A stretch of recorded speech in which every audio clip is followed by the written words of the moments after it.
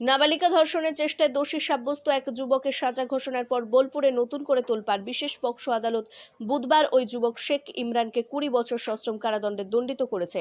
কিন্তু স্বাস্থ্যের খবরের পাশাপাশি এলাকায় আলোচনার কেন্দ্রে উঠে এসেছে ইমরানের আরেক পরিচয়। তিনি বোলপুরের এক প্রভাবশালী তৃণমূল নেতার নিজের ভাই। সেই কারণে রাজনৈতিক মহলে তৈরি হয়েছে তীব্র জল্পনা ও কাঁটাছেঁড়া। ঘটনাটি ঘটেছিল প্রায় 5 বছর আগে। অভিযোগ, গৃহশিক্ষকের কাছে পড়তে যাওয়ার সময় 8 বছরের নাবালিকাকে তার বাবা ডাকছে বলে ভুলিয়ে নির্জন স্থানে নিয়ে যায় ইমরান।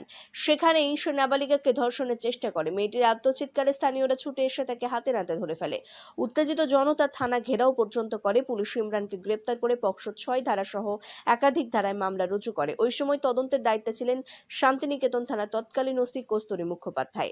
ঘটনার পর থেকে নজর ছিল রাজনৈতিক দিকটিতে। অভিযুক্ত তৃণমূল নেতার ভাই হওয়ায় তিনি প্রভাব খাটানোর চেষ্টা করতে পারেন কিনা তা নিয়ে নানা মহলে প্রশ্ন উঠেছিল। তবে পুলিশ ও আদালত সূত্রে স্পষ্ট করা হয়, ওই তৃণমূল নেতা প্রথম থেকে আইনকে নিজের পথে চলতে দেন। অভিযুক্তের জামিনের চেষ্টা পর্যন্ত করেননি তিনি। ফলে ইমরান টানা 5 বছর জেল হেফাজতে ছিলেন। যদিও পরিবারের দাবি তাকে পরিকল্পনা করে ফাঁসানো হয়েছে।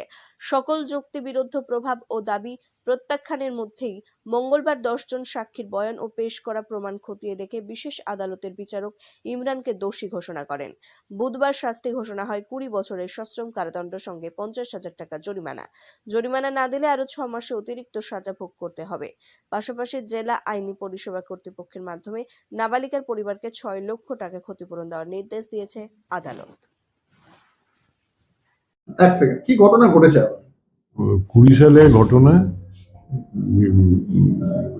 এই একটা অভিযোগ করেছিলেন, কি আমার এই মুহূর্তে কেস রাইটার না থাকলে নামটা বলা যাচ্ছে না, শান্তিনিকেতন থানায়, যে তার মেয়ে 8 বছর মেয়ে বিকেলবেলায় টিউশনি পড়তে যাচ্ছিল। সেই সময় ওদের পাড়ারই একটা ছেলে ওকে বলে যে বাবা খুঁজছে, তোমাকে ডাকছে, যাই হোক বলে ওকে ভুল বুঝিয়ে সাইকেলে চাপিয়ে নিয়ে গিয়ে নির্জন জায়গায় নিয়ে গিয়ে ওকে যৌন হেনস্থা করে।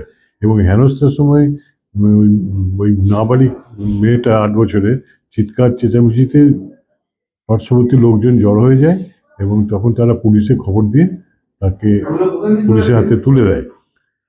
আর এই কেসে যেটা বিচার হয়েছে 363 আইপিসি আর পক্সো 6, তা 10 জন সাক্ষী দিয়েছেন এবং 363 আইপিসির জন্য উনি 7 বছর জেল এবং 3 মাস 10,000 টাকা ফাইন, 7 বছর জেল এবং 10,000 টাকা ফাইন, 10,000 টাকা না দিলে আরো 3 মাস জেল। আর পক্সো 6 এর জন্য দিয়েছেন 20 বছরের জেল, 50,000 টাকা ফাইন, না দিতে পারলে আরো 6 মাস জেল। এছাড়া ডিএলএস কে ডাইরেকশন দিয়েছেন ওই নির্যাতিত মহিলাটি, যেটা ভিকটিমটা আছে, তাকে 6 লক্ষ টাকা কম্পেনসেশন দেওয়ার জন্য আমাদের বিচারক উমেশ সিং এই রায়টা ঘোষণা করেছে গতকাল। একটা অভিযোগ জানতে পারছি যে এই যিনি অভিযুক্ত তিনি কোন তৃণমূল নেতার ভাই। এ প্রসঙ্গে কি বলবেন? আমি জানি না, এটা কেসের সম্বন্ধে কোনো তথ্য তো না থাকলে বলা যাবে না। আমি জানি না এই ব্যাপারে।